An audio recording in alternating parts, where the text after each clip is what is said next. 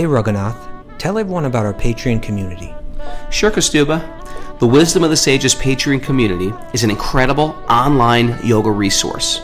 If you like the type of yoga wisdom and culture we share on the show, then our Patreon community is a great next step.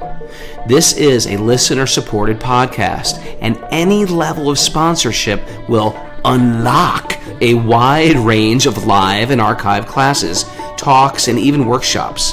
Raghunath teaches, I teach, and we have a host of other excellent teachers on topics ranging from yoga philosophy, asana classes, storytelling, Ayurveda, kirtan, cooking, meditation, and a lot more.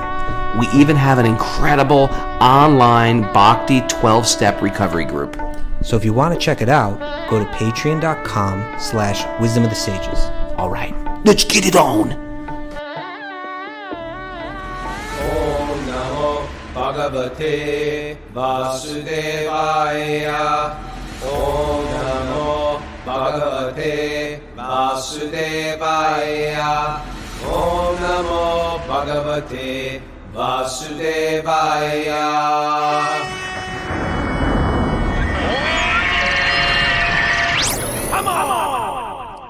Live from beautiful Pittsburgh, Pennsylvania, this is Wisdom of the Sages, a daily yoga podcast with your host, Raghunath, and co-host and senior educator at the Bhakti Center in New York, Kaustubha Das. Welcome to the show. Welcome to Thursday's Srimad Bhagavatam class. Me and Justin are on a road trip, and we are staying with Jeff and Rachel in Pittsburgh. We're excited. We're doing some workshops in Pittsburgh this weekend, and I'm trying to do a marathon and finish my book, and I'm quite excited. How are you, Great. Kaustubha? I'm doing all right. I'm hearing some blipping or something. I don't know if it's coming from you or from Mara's mic. Blipping. Yeah. You hear any blipping, Mara? I didn't hear it, but I'll mute myself and see. Okay, we should be good. Okay. So, what's the latest? What's the latest? Srimad Is that where you're Bhagavatam. at? Do you have a nugget or anything? Or should we... You know, I was going to read this cute little song from Candi Das. For Candi Das. Yeah, That's some it's elevated stuff. His poetry was kind of erotic, maybe, or like, you know, like it was like very deeply. It describing the most intimate and confidential pastimes from what I'm aware of. But maybe I'd there's like to bust open this treasure house of love right now. Careful, that's all I'm saying. Is careful. Oh my dear girlfriend. Oh my dear friend, who has made me hear this name Sham, entering through my heart, through my ears? This name agitates my soul. Sham. Sham's the name of Krishna. I assume this is one of the gopis speaking. Yeah. I do not know how much sweetness fills this name of Sham, for my tongue cannot leave it. As I go on repeating this name, Sham, Sham, Sham, I lose control of myself. Oh, friend, how shall I ever be able to meet him? If his name has the power to put me in such condition, what will happen at the touch of his body? Wherever he is, how can young women of that place maintain their dharma?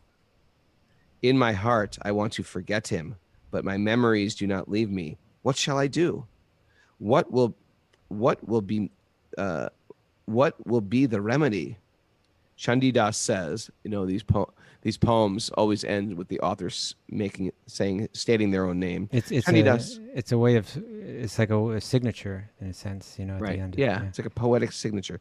Chandidas says, Sham has destroyed the chastity of all virtuous ladies by pursuing his own youthful desires. See, I needed something this morning to help me with my japa. Okay. I needed something this morning to help me with my japa, and that one came up. So I was like, you know what? I'm just going to go with it. Usually we like to say something very practical and relevant, but this is sort of a bit esoteric. A little esoteric. We have an esoteric side, Kaustubha. You know, it reminds me of, at least part of it reminds me of that verse that Rupa Goswami composed. And it's from if I have one favorite chapter of all books, maybe, you know, the first chapter of the Antya Leela of the Chaitanya Charitamrita, which describes Rupa Goswami comes to Puri, he meets Sri Chaitanya, he lives with Haridas Thakur at the Siddhabakul tree, And he's visited daily by Sri Chaitanya, and he's encouraged to read his poetry, this drama that he's writing. And he's really hesitant because he's humble, and everyone can see like he's this younger junior devotee on the scene that's incredibly gifted and incredibly pure, and incredibly gifted as a poet. And he's feeling, why is, he feels unworthy of everyone's attention and praise. But they keep prodding him to share some verses. And so the first verse that he shares is this one, Tunde Tundavali Ratim Vitanute Tundavali Labtaye, that when the holy name of the Lord dances on my tongue, I wish I had so many tongues, thousands of tongues. And when the holy name enters into the holes of my ears, I wish I had so many thousands of ears. And when the holy name enters into the courtyard of my heart, he describes that he becomes stunned. His senses become inert. And that's describing like a state of yogic trance. And then he says, I do not know how much nectar the two syllables Krishna have produced. That's what it reminded me of too. I didn't know that verse though. Yeah. It's an amazing verse because when it's as a devotee advances, that name becomes, again, Rupa Goswami writes that the cure to the disease jaundice is, when you have jaundice, everything tastes bitter. But the cure of it is eating this sugar like rock candy. But when you have jaundice, that rock candy tastes very bitter. But as you continue to eat it, it works as a cure, and you're becoming better when it becomes the sweetness. You begin to taste the sweetness of it, the natural sweetness of it. And so similarly, as when we meditate on the holy name, when we chant japa, when we have such a distracted mind, and when our minds are so full of so many distractions and desires, separate, like selfish desires in a sense, then that we don't taste necessarily the sweetness of that name. Sometimes maybe in kirtan we taste it a little more. Sometimes maybe we're chanting japa, but the practice itself may feel tedious. But as one continues, then the sweetness will gradually, increase, and then you're getting healthy when you just want to chant that name. And when he's chanting it, he's saying like one tongue isn't enough, like two ears isn't enough. I need more because there's so much sweetness to taste, and I just don't have, my senses aren't capable of taking it all in. You took my esoteric song and brought it right back down to earth. Well, I don't know. That's pretty high level. Sham. Yeah, I think it's easy to understand that whenever we do anything of self-discipline, the first few days are always like, my first day back to yoga, my first day back to jogging, my first day back to working out. It's difficult, and then we get a taste for it. Krishna consciousness or bhakti is the same way. We resist, and then you get into this groove, and then it becomes very, very sweet. Yeah. But that sweetness it's different than a physical workout, which is filled with endorphins and makes you feel good. Or it's sort of it's a consciousness high that you get, and you just want to return there.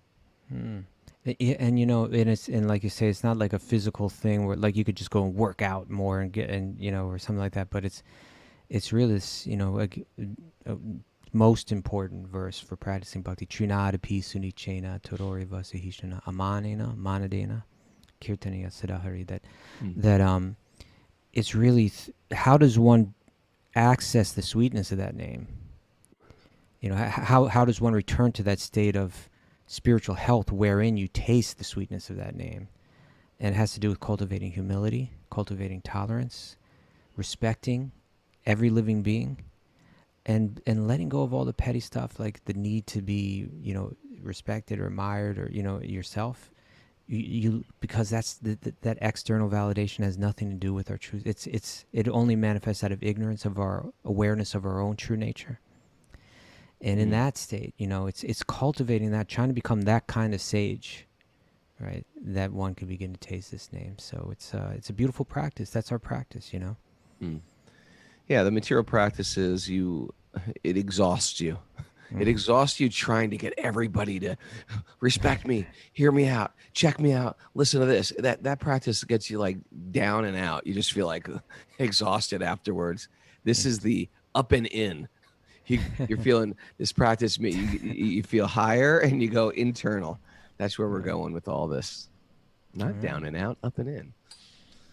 Okay. Chandi Das this morning. Little Chandi Das. Thought you'd But like it. I know that Sri Chaitanya would, when he was living in Puri for the second part of his life, where he was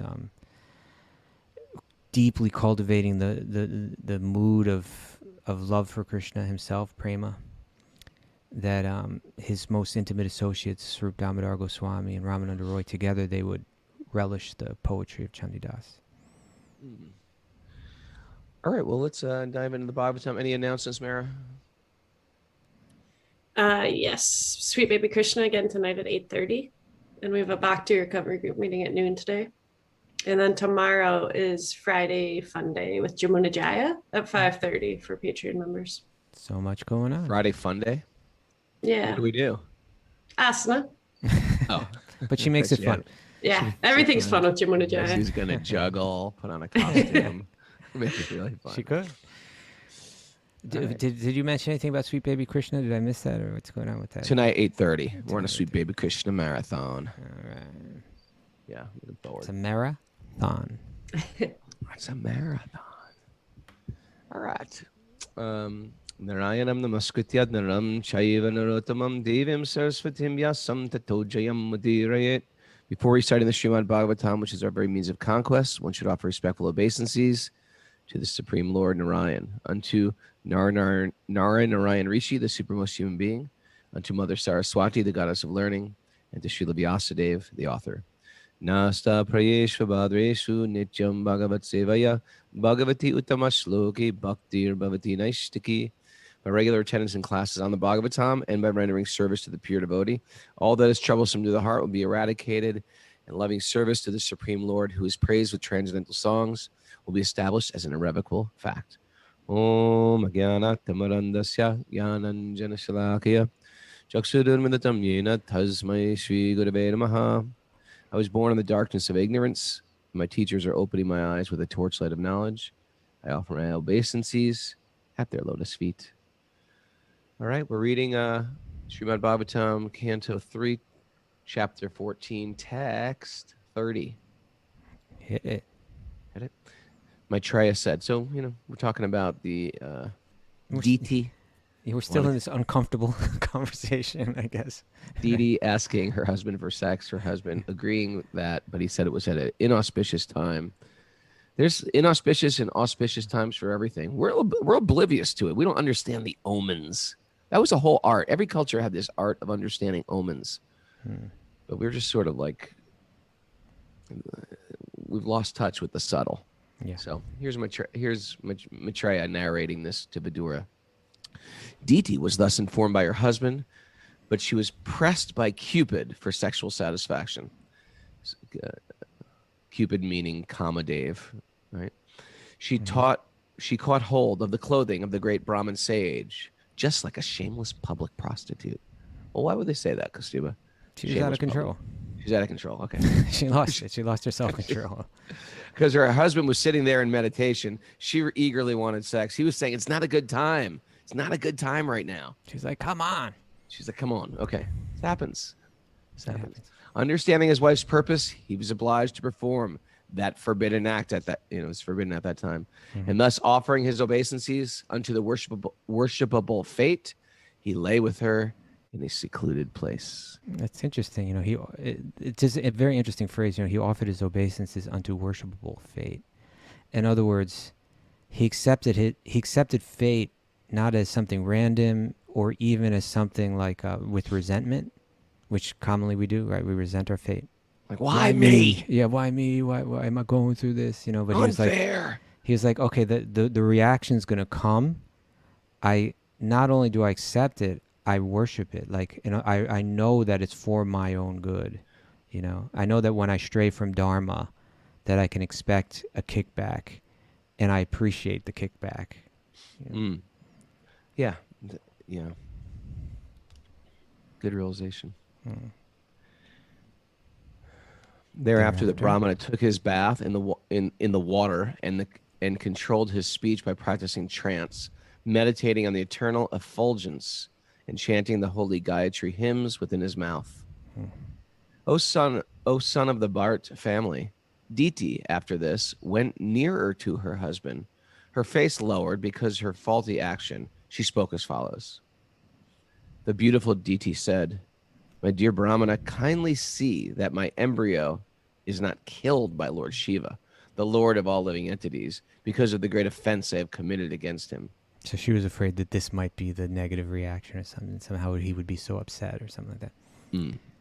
Let me offer my obeisances to the angry Lord Shiva, who is simultaneously very ferocious, the very ferocious great demigod and the fulfiller of all material desires. He is all auspicious and forgiving, but his anger can immediately move him to chastise. Let him be pleased with us, since he is my brother-in-law, the husband of my sister Sati. He is also the worshipable Lord of all women. I never heard that. Have you? Not only in this verse. He is the personality of all opulences and can show mercy towards women who are excused even by the uncivilized hunters. Yeah, it's so she's given all the reasons why. Hey, cut me some slack. Cut me some slack, please. Because first of all, he's my brother-in-law. Second of all, he's worshipable by all women, and I'm a woman. He should feel forgiving towards me, I suppose. Mm. It says he can show mercy towards women, and it mentions who are excused even by uncivilized hunters, which seems to be like, I guess, saying that just like cultures have ideas like never hit a woman or something like that, like show them special kindness or mercy, I suppose. But I've also seen this translated as he forgives even the uncivilized hunters. Like that's his nature, that he's so forgiving. Yeah. Okay. Text 37. Maitreya said, the great sage Kasyapa thus addressed his wife, who was trembling because of fear that her husband was offended. She understood that he had been dissuaded from his daily duties of offering evening prayers, yet she desired the welfare of her children in the world. Now, she's going to get some good news and some bad news. First, the bad news. Kasyapa said, I've got some good news and some bad news. What do you want to hear first? Kasyapa said, because of your mind's being polluted, because of its defilement at this particular time, and because of your negligence of my directions, and because of your being apathetic to the demigods, everything was inauspicious. Okay, so there's a list of things here, right? What does it mean her mind was polluted? The way that I understand it means, rather than having the mind controlled and following dharma, selfishness, like or you can say her mind became full of selfishness, where nothing mattered but my immediate gratification. Sure. I mean, right. I can give you I can explain what it's like to have a that. Polluted mind. You need a little explanation for that, Kaustubha? Okay. Well, in other words, it can sound... What I'm trying to do, I suppose, is translate this into more of a yogic language than like a religious language. Sure. I understand. Yeah, the idea is, there's so many different nuances of how you can have sex. One is perhaps the highest is after purification, ritual, samskaras, you call a soul into the womb by the act of sex.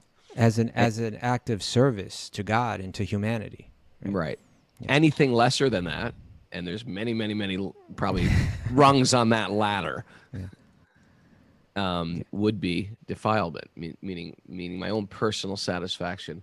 I mean, we know that whenever and not only with sex, right? Like on any level. Yeah. Where again, like sometimes you break it down to these most basic human or animal kind of instincts, sex, eating, right? Like if my eating is just like, I just want something in my mouth that tastes good. I'm not, at one level is I'm concerned about the health of my body. That's a little bit more sattvic, right?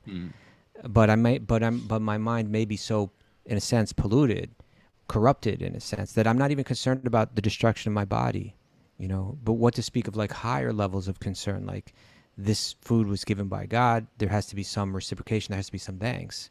What to speak of, by nature, I'm God's servant. I should prepare this food for his pleasure, not for my own. So like you're saying, there's many gradations.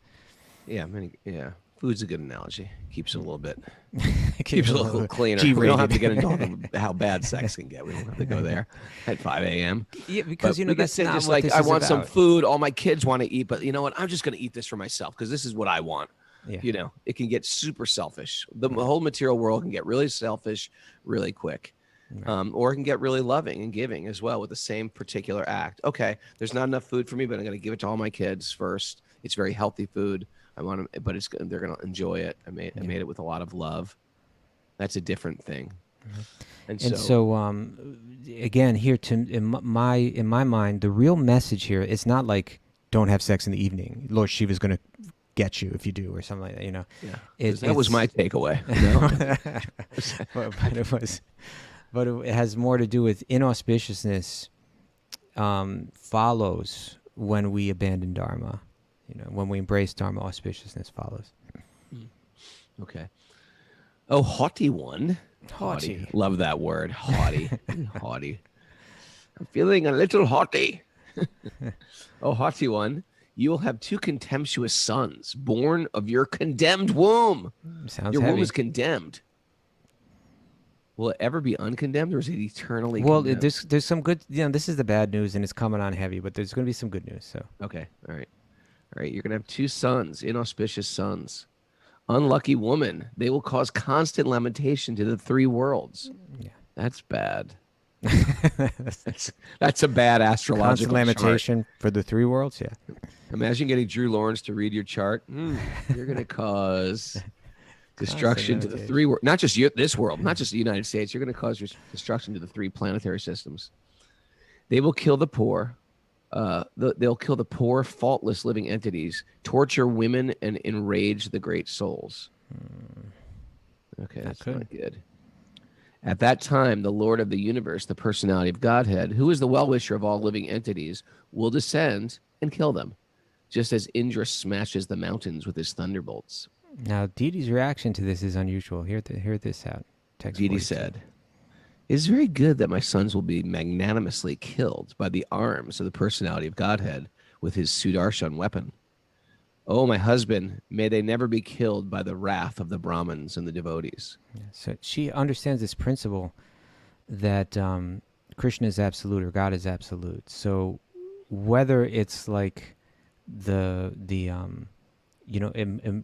he gives you the lotus or the club, they're both bring auspiciousness. And, this is just the beginning of a longer story, right? In the following chapters, we're going to hear about how the 4 Kumars go to the gates of Vaikuntha and how the gatekeepers don't allow them in. They become cursed by the sages. So to take birth as these 2 demons in the womb of Diti. So there's a backstory between this demon. Yeah. We were reading yesterday in Sweet Baby Krishna how Aghasura has a backstory. He's got a backstory. He's got a backstory. He gets liberated after he gets killed. And that's the point. She recognizes that this is the way that they will be liberated and return back to their post. So she says, "Oh, well, this is good, because being killed by Krishna is just like being embraced by Krishna." Okay. But here's interesting what she didn't want. Okay, be killed by Krishna, but don't be killed by the wrath of the Brahmins, meaning don't offend the devotees, because then you're helpless. Right.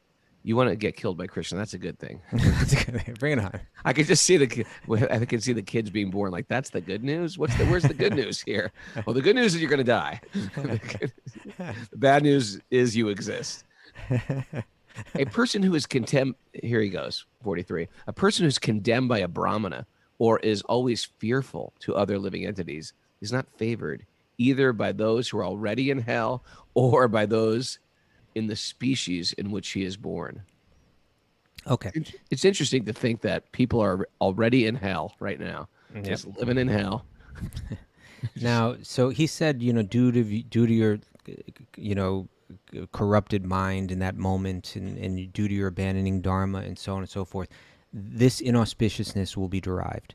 Now he's going to say, but part of your attitude, another part of your attitude generated auspiciousness.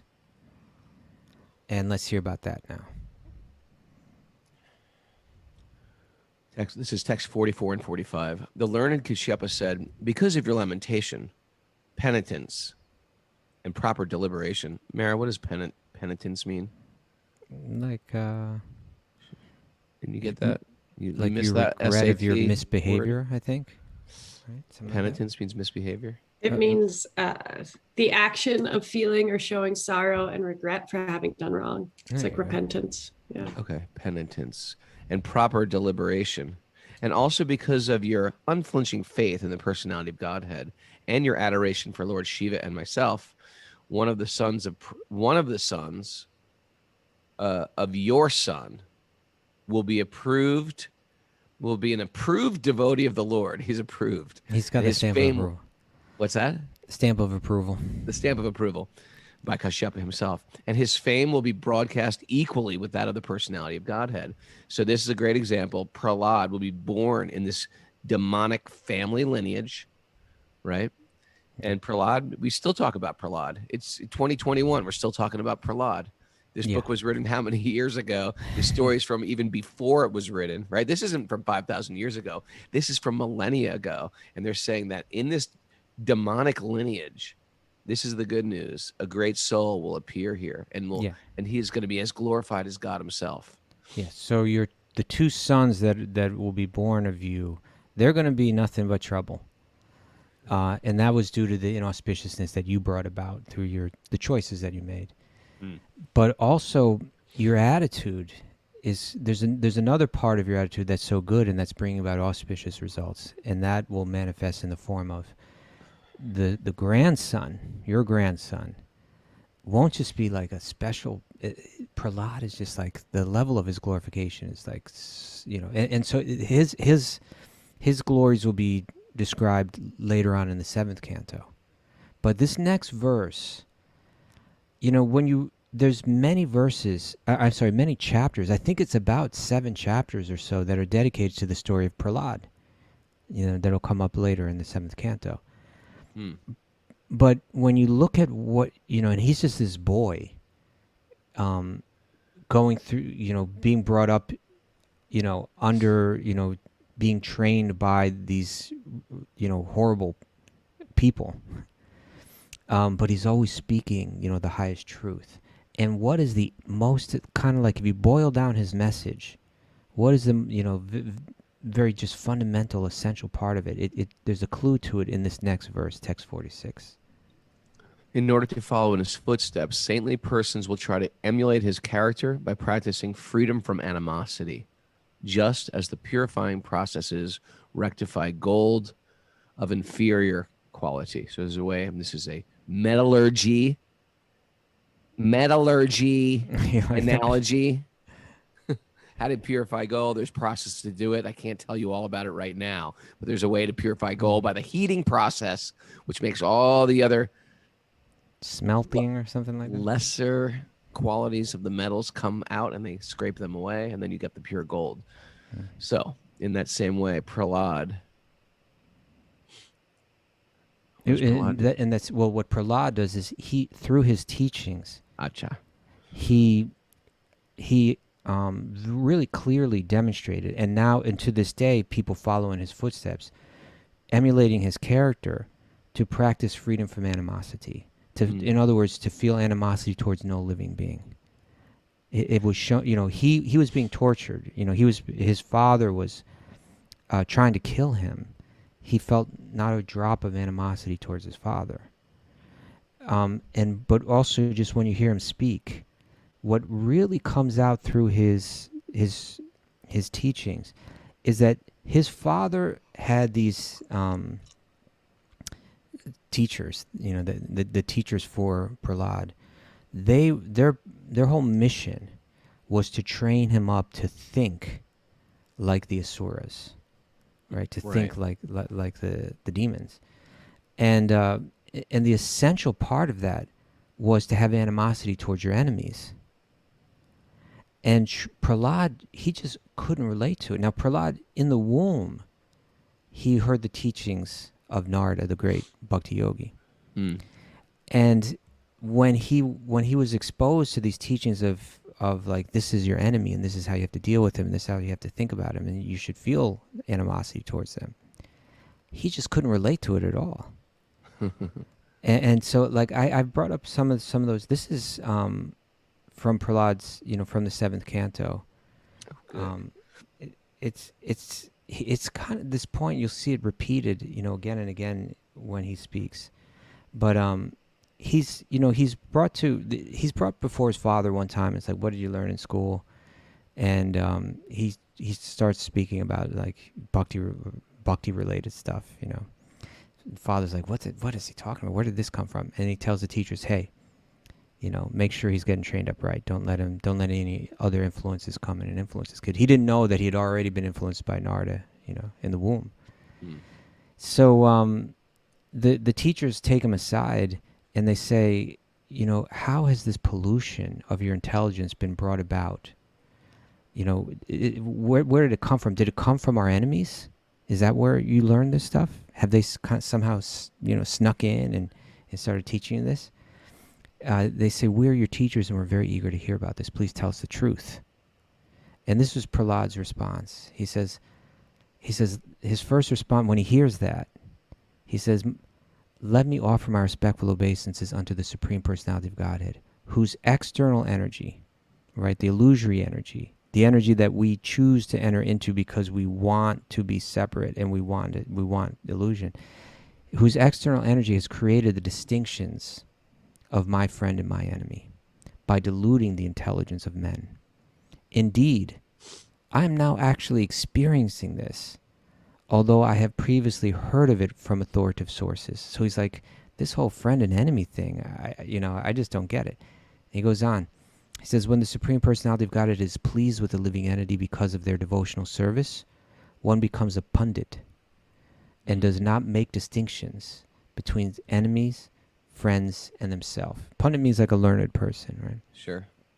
So he says, when you've been blessed, what does it mean to be blessed? It means, here he's saying, it means I don't see distinctions between friends and enemies. And he says, intelligently they think, every one of us is an eternal servant of God, and therefore we are not different from one another, right? Even though externally things may seem to be different, internally they know that. And he goes on, persons who always think in terms of enemy and friend are unable to ascertain the supersoul within themselves. God within themselves, they have no access to it. Right? Not to speak of them, even such exalted persons as Lord Brahma, who are fully conversant with the Vedic literature, are sometimes bewildered in following the principles of devotional service. The same Supreme Personality of Godhead who has created this situation has certainly given me the intelligence to take the side of your so-called enemy. Yeah. Sounds like you're saying nobody's a jerk out there. Well, even but if there someone are is jerks, externally, Kaustubha. Yeah. Come on, you know that. I gotta love everyone, even those guys that I hate. Even though my ex-husband, my ex-wife, I gotta hate. You don't understand what they're doing to me. What they're doing to this world. What does that mean? We're supposed to love these polluters of the environment. We're supposed to love these people who are destroying the planet. We're supposed to love these climate destroyers. Climate destroyer. Yeah. What do you? That seems to be your pet peeve. I gotta love like the mafia. The human trafficking people. I gotta love them. Come on. Yeah. Well, later in the Bhagavatam, we'll hear the analogy of how just like in different forms of wood. Wood can take on so many shapes or be of so many different varieties. Yep. But all that wood has fire within it, right? And we don't think like that, but like it's scientific actually, but just like but it's just stated in a kind of a simple way, like earth, water, fire, air, ether. Like these elements are sitting in practically anything, right? If you take wood, there's water in the wood. There's earth water in the wood. There's fire in the wood, right? It's all in there. And if you just rub two pieces of wood together, or you hit two stones together, you see the fire come out, And if you you That's light a that good wood analogy. I never yeah. thought of that. There's fire in the rock. Yeah, and if you light if you light that rock on fire, or the wood on fire, you'll see you'll see how much fire is in it. How much heat is in it. That's all. Was it you that was saying? It's the fire of the sun is invested in the wood, right? Yeah. The slower that the wood grows, the slower that the tree grows, the more dense that fire is within the wood. Like the And oak takes longer to grow, so therefore it's got more fire in the wood. The pine grows very quick, but it's got less fire, so it's not a good burning wood for fireplaces. Right. It doesn't get hot enough. Right. So just Like like firewood information Wait, for you this yeah. morning, people. So the sun is investing its own fire into the wood, and it exists in there, and it can come out, and it will come out at a certain point. So just like that wood may be a pine tree or an oak tree, that wood may be still in the form of a tree, or maybe in the form of a chair or a table or something else. No matter what shape it's in, no matter what form it's in, no matter what variety it's in, they may appear very different. Mm. You got a baseball bat over here, and you've got like a toothpick over there. Externally they're very different, but internally the fire within each is of the same quality, even though externally it's so different, right? And so this is the way that the sages understand what the subject that you're bringing up. You mean like one person appears to be like very peaceful and kind, another person seems to be cruel. How am I supposed to see them the same? It's not that we see their activities the same, but we understand that underneath, the quality of the soul is of the very exact same nature. It's of the same quality, just like fires is of the same quality in different types of wood. Prahlad Here's one for you. Here's an analogy for you, Kaustubha. All right. Suppose walking down the street, go into my kitchen, I get honey. I was like in the kitchen, I drop a thing of honey, I get honey all over my hands. Okay. Sticky, gross, icky, right? All right. Then you come in, you get the honey on your hands, but you go out and you trip in the grass, and I just cut the grass. You covered in honey and grass now. Okay, this is an interesting analogy. The old honey and grass analogy. Yes. Yeah. Continue. Then Bhakti Justin goes out there. He's got the honey on his hands. He trips and gets the grass on his hands. But when he trips, he falls. Sorry, Justin, throw you on this one. But there's dog feces. You get dog feces and grass and honey. So it's not like I'm better than Justin, or you're better than Justin, or you're better than me. It's like in one sense we're all the same, but it's the layers of contaminants. So when you hear about these people who are doing real nefarious activities, it's just that they're externally more polluted. Their consciousness is more defiled, but they themselves are pure beings. But that brings us. Okay, that's the end of that analogy. The grass. Excellent analogy. Grass, honey, and feces analogy. Well, we're gonna have to return to that one later. But my point is, are there actually, and everyone's thinking this, evil souls? Are there evil souls born evil, or is that just the grass and the honey and the feces, the defilement, and then we're taking birth again with that defilement from a previous life? Well, and so that analogy, the both the honey, grass, and feces analogy, as well as the fire and the wood analogy, are meant to address that question. It's for that very purpose that this analogy is being shared. It's both truth, but it's also key for our own liberation.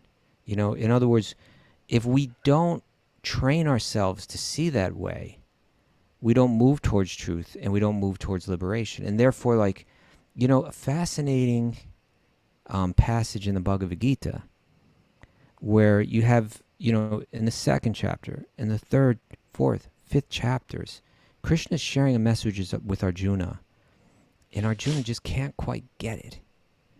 And that is that Arjuna, yoga doesn't have to look like renunciation of home, renunciation of family, renunciation of society, going off, sitting alone quietly in the forest and meditating. That is yoga, and it's valid. But it's the rare person that practices and walks that path successfully. But there's other ways to practice yoga wherein you embrace your social roles, even as a warrior.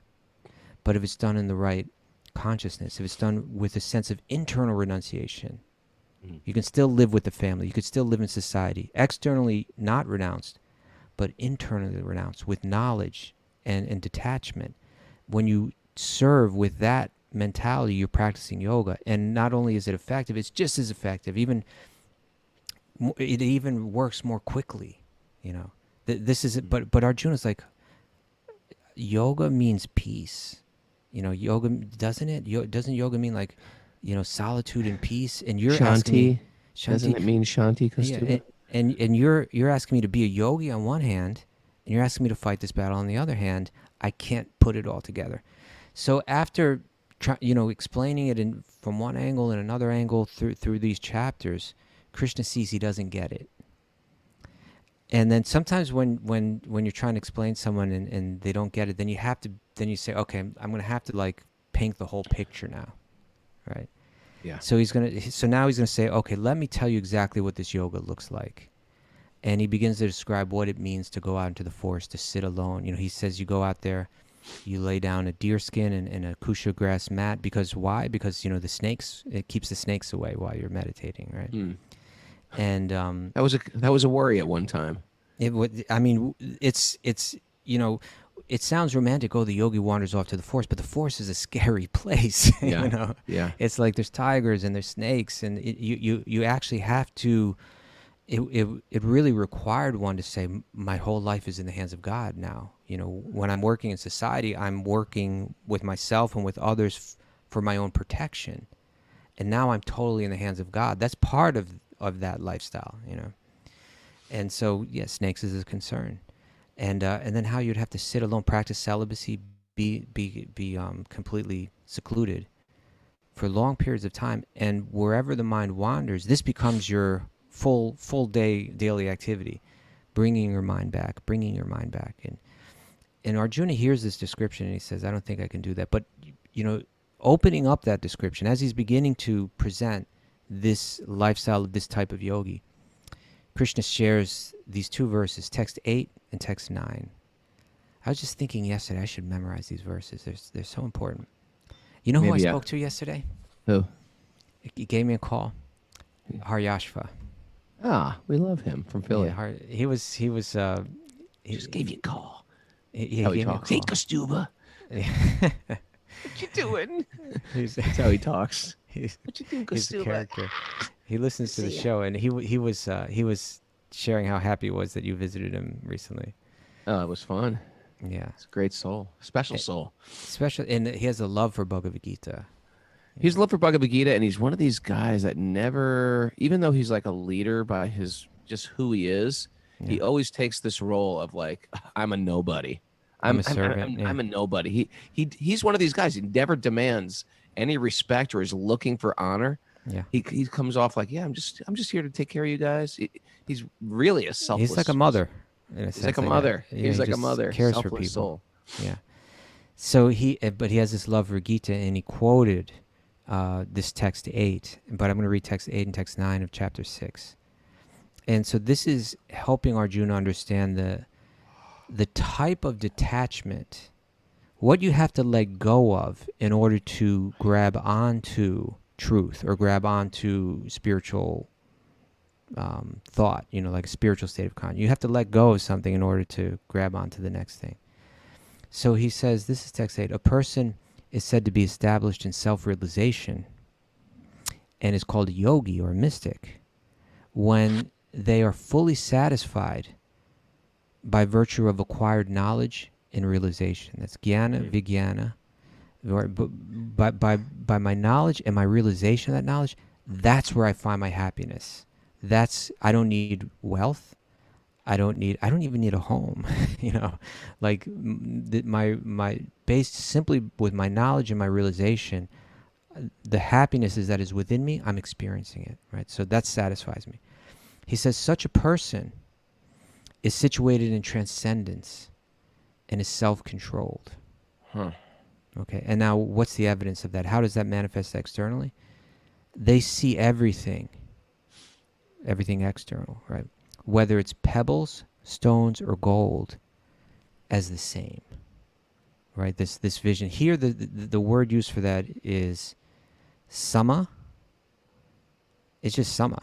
They're equipoised. It's a sameness, a sama. Yeah. Sama. Yeah. So this person says, Jnana Vijnana Triptatma, that this soul is satisfied through acquired knowledge and realization. Kutasta, Vijita Indriya, right? That their Indriya, their senses, Vijita, they've conquered over the senses. They've controlled the senses. They're self-controlled. They're called yukta. They're connected, or they're situated in self-realization. They're called a yogi or a mystic. And there's sama, they're equipoised in the presence of lostra, pebbles, ashma, stone, or kanchana, gold. They see the same, right? Yeah. So and again, it's like when you say that, it's just like if someone came up to you and handed you a pebble.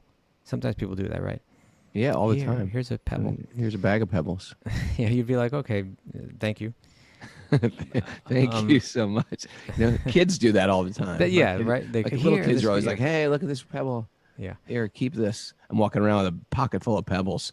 Yeah. So the state of your awareness would not be shifted very drastically by that.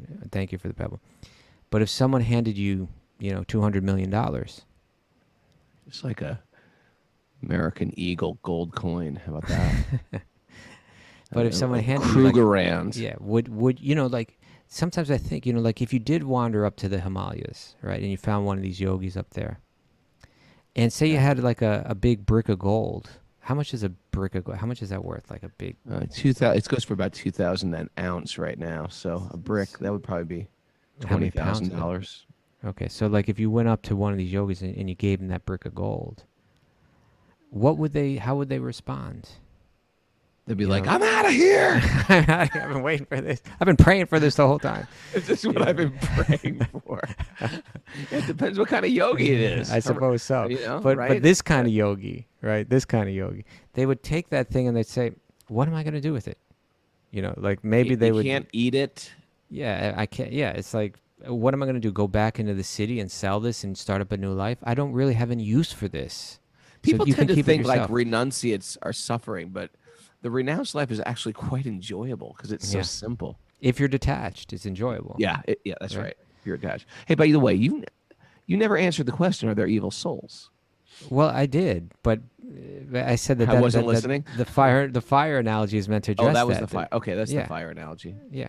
But do you think there's any evil people? But the fire analogy addresses that. That's the point.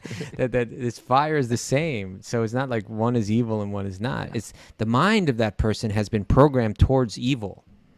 Yeah. Right? You know what I'm thinking, Kaustubha? To the degree that I'm evil, to the degree that I'm defiled, to the degree that I'm corrupt in my mind, to the degree that I'm narcissistic, selfish, rude, cruel, brash. Huh? We're degree of defilement from Canton, Ohio. to the degree that I'm that, everybody's gonna just piss me off, irk me, bother me, get under my skin. Mara does something, oh, I'm sick of her. Jimmy James does something, sick of him. That it's just one of those. I'm intolerant of everybody, and you see them as evil, right? And I see them as evil, and so it's right. So the whole world practically seems like good and bad. The people who endorse me, they're my good. They're my friends. But these guys are all evil. They're all screwed up. They're going against my desires. Yeah. To the degree that I can purify my consciousness, then I'm a little bit more tolerant. Okay, Mara's a little late for the show today. Whatever. She does so much. Okay. Jimmy James didn't make me a pizza yet. I'm waiting for that pizza, gluten-free vegan pizza. Come on. It'll come. It'll come. He'll go. And even if it doesn't, I still love that guy. I still love that guy. Yeah. My kid gave me a whole palm full of stones to carry around today. I got to put them in my pocket. That's all right. Kids do that. That's fine. And so you learn, when I start to change my mind, I become more tolerant of the people, and not only that, I can see their good qualities instead of like weighing out their bad over their good all the time. That's what we do with people. We weigh out their bad over their good. I tend to see where they've screwed up, where they've gone wrong. instead of what they've contributed, what they've done, what they do in their life, what they're going through. So as my consciousness change, that pie chart changes, where I start to see people in a different light, in a brighter light. And as far as the evil souls go, it's a lot to do with my own dark clouds over my consciousness. There are people, and we say this all the time on Q&A day, like, this person triggers me. To the degree people trigger you, that's my problem. And there is a time where you can't help them, and you only have to stay away from them because you get sucked in by them. They're toxic people. Their toxicity means I'm actually pretty toxic still, because I just can't tolerate it. I can't deal with it. So there are people that we have to stay away from. But in our very clean state, we'll be able to reach into this world and touch people's heart, even people who are doing crazy things, and we can change them. And we see that with great souls. They come into our life and they're like, oh my God, what am I doing with my life? I have to change. Their very presence touches our heart and changes us. And so instead of looking at people as these guys are evil or these guys are born evil, I got to start looking at my own issues in this world. And then magic starts to happen, whomever we touch. What do you think about that theory? Well, I appreciate it, but now, of course, the objection will be, well, what if these people are actually doing evil things? We're just supposed to like tolerate it and just let it go, and so what's interesting here. Now, I've read text 8 now, and I'll read it again. This is again text 8 to chapter 6 of the Bhagavad Gita. A person is said to be established in self-realization is called a yogi or mystic when they are fully satisfied by virtue of acquired knowledge and realization. Such a person is situated in transcendence and is self-controlled, and they see everything, whether it be pebbles, stones, or gold, as the same. Now, Arjuna hearing this, that's like a tall order. Like, he wants to be a yogi now, and he's hearing that. But now Krishna's going to up it one. Let's take this up a notch. He's going to one-up Arjuna. Yeah. He's going to say a person is considered still further advanced when they regard honest well-wishers, affectionate benefactors, the neutral, mediators, the envious, friends and enemies, the pious and the sinners, all with an equal mind. Now, so in other words, it's one thing, stones and gold. Like, oh, I'm so detached. Even if you give me money, I'm not interested in it. Yeah. Well, okay, that's one thing. But what about people? Yeah. Like, what about people and how they treat you and so on, and how you've been treated or how you feel you've been treated by them? Someone is pious. Look at that person. They're so kind. They're so gentle with everyone. They're always doing good. And then there's the sinner. They're the evil. They're hurting others. I'm supposed to see them with an equal mind. It's not that you're supposed to see the action with an equal mind. And what's happening here is the background of this whole thing is that Krishna is encouraging Arjuna to fight. He's like saying evil people have taken over the government, have mistreated women, have committed all kinds of atrocities. And you're supposed to step up and kill them, So he's saying that you're supposed to deal with this, but at the same time, he's also saying you should be able to see truth, and you should be able to see that the quality of the fire within all different shapes of wood is the same, and in the same way, the soul within all different forms of bodies, even bodies performing all different kinds of activities, you have to be able to see that soul is the same, and that's truth, and that's spiritual knowledge, and that's the panacea again, right? That it's that which, the real, and this is just a point, and we go back to it, but that real social change, right? That the real adjustment of things, the real is when people's hearts change, and people's heart, you don't influence people with hatred. You don't swing them to the good through that. You actually swing them with love. Shame culture. Yeah, shame culture, and just that whether it be shaming or whether it just be the polarization, really the idea is, the wise person, they have that knowledge that underneath there's good in everyone, right? Everyone is by nature good, and they can approach everyone on that level.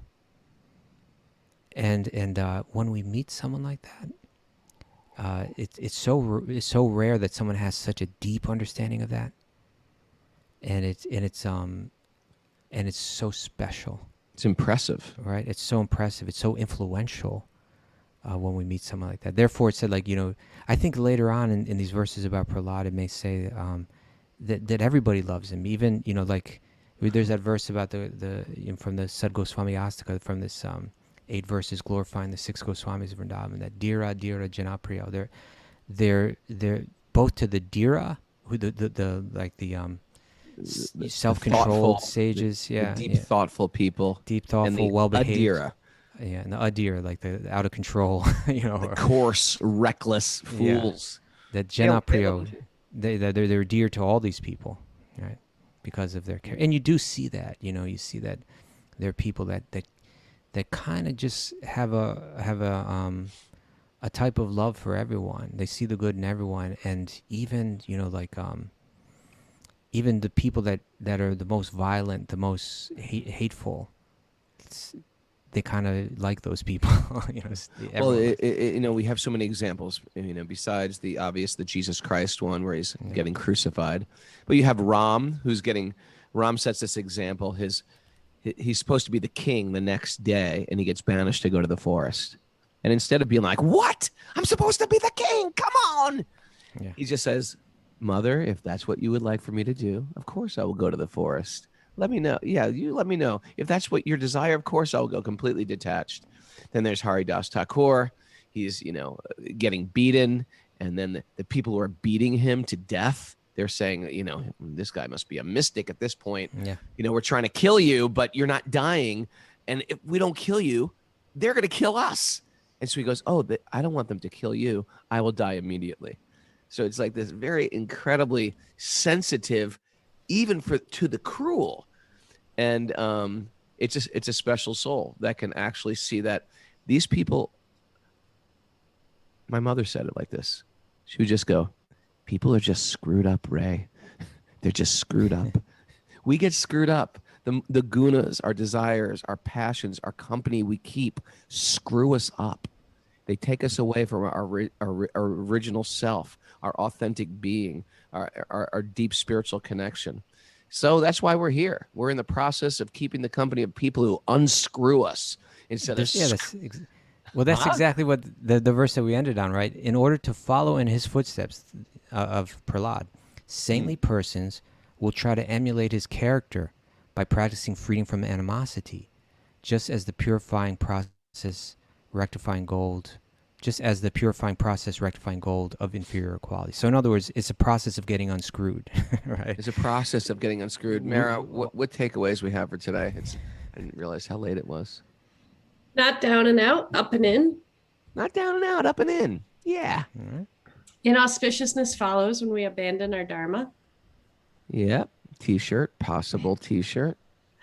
Whether you get the lotus or the club, it's auspicious. What? What's Whether that? you get the lotus or the club, it's auspicious. Oh, I like that one, Kaustubha. Whether Depends you get who's the lotus. carrying the club. Okay. Yeah. Well, hopefully it's all Krishna. Yeah. All shapes of wood have the same fire within. Okay. Look past the honey, grass, and feces. Yes. Yeah. Honey, grass, and feces. Yep. See the good in everyone and keep the company of people who unscrew us. There we go. All right. Grandma Terry gets a point for that one. People are screwed up, Ray. Do you think she was like implying anything about you, or she was just like? No, we were just talking about others. Okay. And how screwed up they are. People that get screwed up, Ray. People are so screwed up. Wow. And that's it here in lovely Pittsburgh. All right, everybody. It's Thursday. Tomorrow's Friday. You know what that means. Freaky Friday, Fun Friday. What was it again? Freaky Fun Friday. What you doing, Jaya? So, tonight, Sweet Baby Time to send in Krishna. questions. If you have questions for Saturday, send them in today. Also, yeah, and Chaitanya Charan's on Sunday. So if you've got some cool, deep, philosophical Gita questions, cultural questions, I'm going to pull out some for Chaitanya Charan. He's this wealth of spiritual wisdom, and he's our guest 8 a.m. Thanks, everybody. Make sure you haven't gone to Apple Podcasts. If you haven't done that, go there. Give us a little review and tell us your story, because I read those things. I want to hear about you. I want to get to know you. You're part of this community. If you want to join our Zoom community, that's fun. You can join us here at wisdomofthesages108@gmail.com. Write Mara. She will give you the secret codes to enter. Wisdomofthesages108@gmail.com. That's the way to reach us. In the meantime, we will sing and dance to our computer cameras right now.